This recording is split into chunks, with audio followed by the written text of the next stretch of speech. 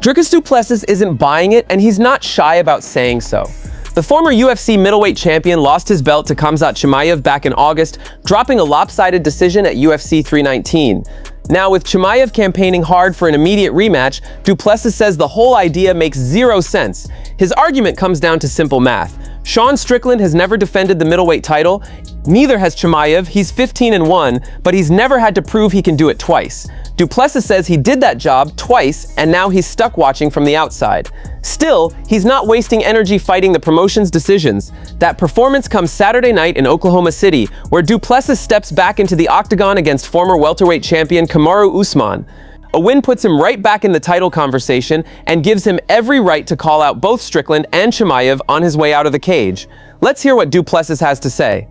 The Khamzat rematch is ridiculous. It doesn't make any sense. I mean, if they do it, it's ridiculous. It will be crazy. But I mean, let them do what they need to do. I'll just fight my way back to after my performance. Let my performance speak. That's the thing. I mean, right now I don't have anything to say. I can't really say anything because I got beaten in my last fight. So you can't really say too much. But the fight's 5 days away, and I'll do my talking there, and I'll prove once again why I'm the best in the world. Conor McGregor's UFC return lasted just over a minute, and Dustin Poirier already has his eye on fight number 4. McGregor went down with a leg injury just seconds into his welterweight clash with Max Holloway at UFC 329, ending the bout almost as soon as it started. It was a disastrous night for the Notorious, and Poirier, his rival across 3 separate fights, wasn't exactly sympathetic. But while Poirier clearly enjoyed watching McGregor struggle, he's also making it known he'd be first in line whenever McGregor is ready to go again. Speaking on the UFC's Deep Waters show, the Diamond sent a direct message to his old rival. I tell you what, whenever he is healed up, hit me up, Conor. I'll come back and whip you again. Oh, can we get a 4th fight? Yeah, man. Yeah. Something you'd come back for? Would you come back for another fight with Conor? I would come back to whip him again. I'd come back to whip him again. I had 170. There's no way he would want that. I don't think so. I don't think so either. If I could say anything to him, he knows. He knows it. Hell no to you. Yes to Chandler. Yes to Diaz. On my return. Chandler's somewhere punching air still right now, crying. He has one left. What do you think? You versus Conor in a slap fighting match? Power slap. I play real sports, man. I play real sports. Come on. Wouldn't you love to slap him though? That would be amazing. No, I would love to slap you. There's a catch though. Poirier wants that 4th fight at welterweight, and he doesn't think McGregor will actually agree to it. And there's another wrinkle worth mentioning. Poirier has openly admitted that since retiring from the sport last year, he's been outside USADA's testing pool, and he's not sure he'd pass a test right now if he had to. He's also made it clear in the past that any comeback needs to make sense for him personally, not just financially. A 4th fight with McGregor would obviously check the box on money and star power. Whether it checks every other box remains to be seen. For now, McGregor is expected to take time to recover from his injury before UFC officials figure out what comes next, and Poirier is more than happy to sit back, watch, and wait for his phone to ring. Chael Sonnen doesn't think the UFC is going to be in the Conor McGregor business much longer, and after Saturday night, it's easy to see why. McGregor's comeback fight against Max Holloway ended in disaster, with the Notorious suffering an apparent injury on the very first kick of the fight. According to his own coach, McGregor had reportedly been sleeping in the gym to prepare for this camp, and none of that preparation ever got to show up inside the cage. UFC 329 was the second to last fight remaining on McGregor's current contract, and going into it, he'd said he was open to signing an extension. That was before the loss. Sonnen's reasoning comes down to simple business logic. McGregor commands a massive purse, and after a performance like this, it may no longer make financial sense for the UFC to pay him for fights that don't deliver. If McGregor does finish out his contract, he'll be free to test the open market, including the chance to compete in BKFC, the bare-knuckle promotion he partly owns.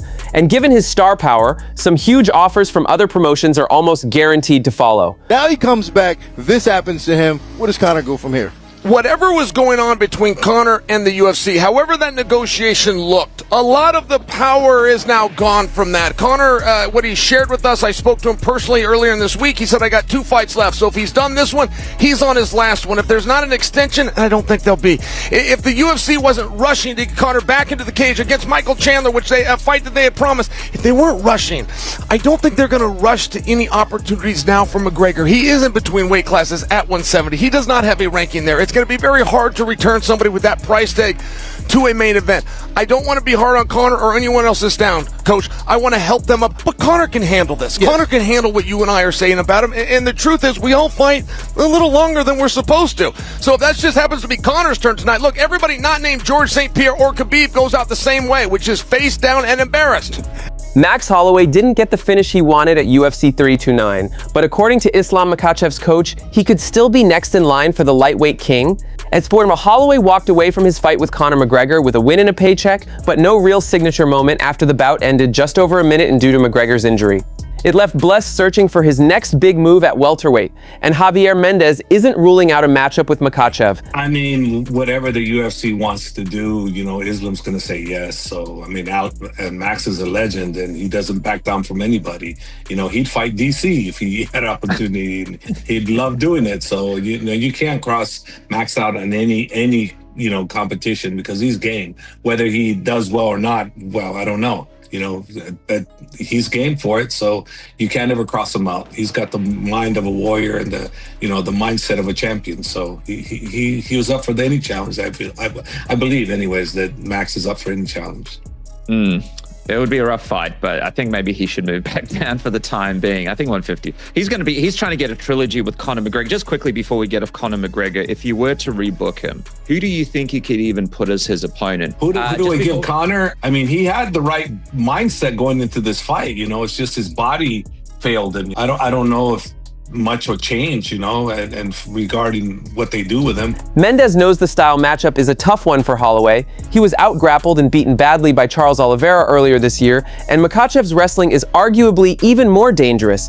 But Mendez says that history won't scare Holloway away from saying yes if the UFC comes calling. There's also the fight that almost happened. Mendez admitted he was genuinely disappointed that Makhachev never got the chance to face McGregor, a matchup he called one of the biggest of his coaching career. With that fight gone, all eyes now turn to what's next for Makhachev, and Holloway's name is firmly in the mix. To me, it's like to have a warrior like him train as hard as he did after a 5-year layoff and come back, and to have something like that happen, your heart has to go out to the guy. Look, I may not like him as a person at times, but I have to respect what a great warrior he is. And to see him go out that way is not the way I would want anyone to go out. You'd want them to go out with, you know, doing what they came out there to do, perform. You know, either the other man was the better man or you were the better man, but he beat himself on that one. And that's the one that I feel for him, because that's not something that I would want for anybody, you know. And he deserved to either become victorious or lose to Max, but that's the way it needed to go. But, you know, you got to give all the credit due to Max willing to step aside and go, look, man, the guy's injured, you know, pay attention to his injury. I don't want, you know, he could have easily capitalized on that. He didn't. That's it from MMA Time. Thanks for watching. Don't forget to leave a like and subscribe for daily MMA updates.